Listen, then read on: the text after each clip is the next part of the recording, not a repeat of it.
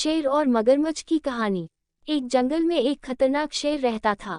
जंगल के सारे जानवर शेर से डरते थे, क्योंकि जो भी शेर के रास्ते में आता था, शेर उसको मार देता था।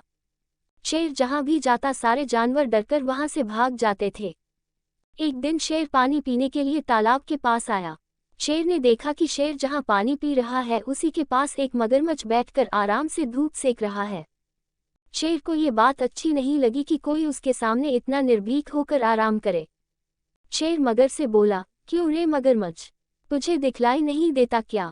यहाँ जंगल का राजा पानी पी रहा है और तू मेरे पास में बैठ लेटा हुआ है और आराम से धूप सेक रहा है।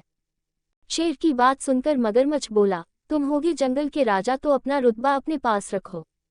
मैं भी पानी में रहने वाला इस तालाब का राजा हूँ।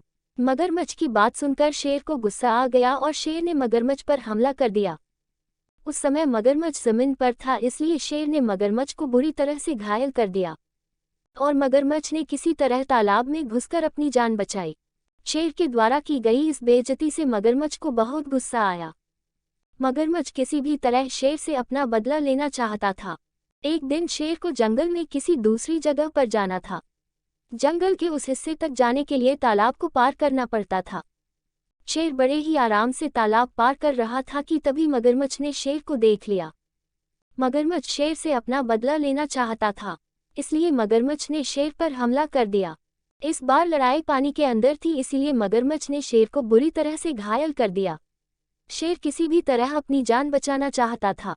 शेर तेजी से किनारे की तरफ बढ़ा और तालाब से निकलकर उसने अपनी जान बचाई, किंतु इस लड़ाई में शेर बुरी तरह से घायल हो गया था। शेर को भी समझ में आ गया था कि पानी में रहकर कभी भी मगरमच्छ से बैर नहीं करना चाहिए। शेर और मगरमच्छ की कहानी से हमें शिक्षा मिलती है कि पानी में रहकर कभी मगरमच्छ से बैर नहीं करना चाहिए, अर्थात आश्रयदाता से कभी शत्रुता नहीं करना चाहिए।